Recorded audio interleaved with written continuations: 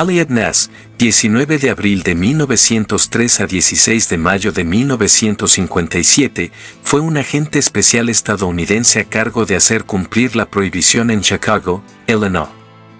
Es mejor conocido por liderar un escuadrón de agentes especiales, apodado Los Intocables, que fue responsable de la captura, arresto y encarcelamiento final del mafioso italiano Al Capone.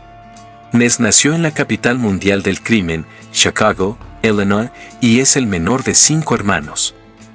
Más adelante en su vida, asistió a la Universidad de Chicago, donde obtuvo su licenciatura en Derecho, Negocios y Economía. También obtuvo una maestría en Criminología de la Universidad de Chicago. Con la ayuda de su cuñado que trabajaba en la Oficina de Prohibición de Chicago, Eliot Ness comenzó su carrera en 1926 cuando se convirtió en agente de la Unidad de Prohibición del Departamento del Tesoro.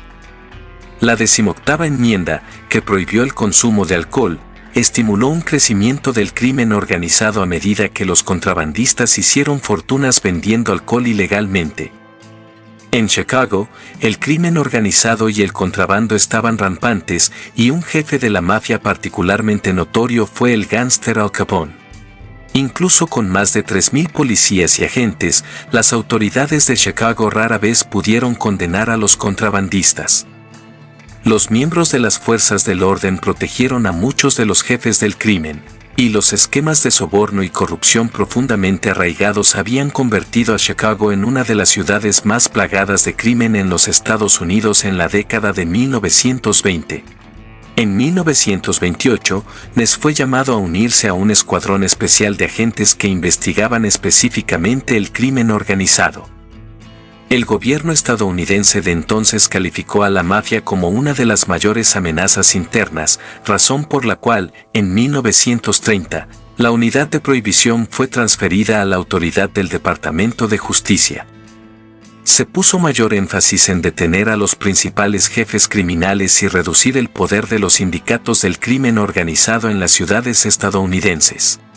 2 años más tarde, en 1930, a Ness se le encomendó la tarea de crear un equipo especial, denominado Los Intocables, para investigar a Al Capone.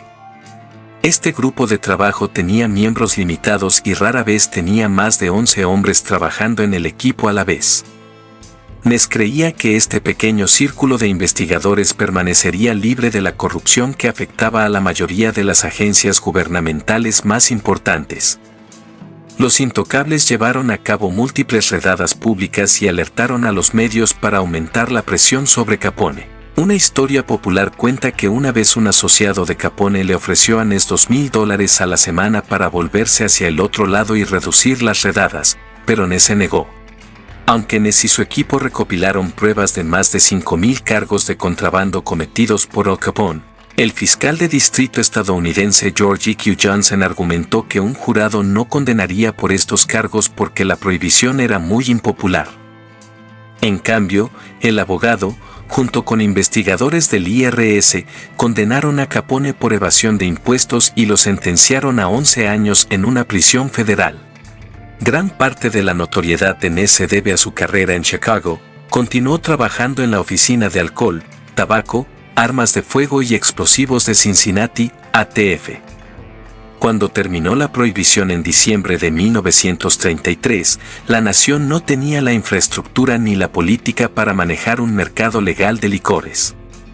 Las grandes destilerías clandestinas permanecieron en funcionamiento, lo que también mantuvo el poder de los sindicatos del crimen organizado en las principales ciudades de Estados Unidos. Finalmente, las políticas de línea dura de Ness contaron con el apoyo del público, ya que la ATF tenía como objetivo sofocar la violencia que resultó de la violencia de las pandillas por el control de las destilerías. Como agente especial a cargo de la oficina de la ATF en Cincinnati, allanó una letanía de estas destilerías que estaban robando al gobierno de Estados Unidos cientos de miles de dólares en impuestos sobre el alcohol. En 1935, Ness trasladó su carrera a Cleveland, Ohio, donde se convirtió en director de seguridad pública de Cleveland. Encabezó campañas para acabar con la corrupción en la fuerza policial y sofocar la violencia de las pandillas. También implementó programas para mantener a los niños más pequeños fuera de las pandillas mediante la construcción de centros de recreación y brindando capacitación vocacional. Este método de hacer cumplir la ley, comunicarse con las pandillas y brindar apoyo a la comunidad, se convirtió más tarde en un método más practicado para limitar el crimen organizado. Como resultado, Ness fue inicialmente celebrado en Cleveland por su capacidad para frenar la violencia callejera y reformar la corrupción en las burocracias gubernamentales. Sin embargo, su carrera tropezó con su manejo del Cleveland Torso Killer, también conocido como el carnicero loco de Kingsbury Run, que asesinó y desmembró a 12 personas en la década de 1930.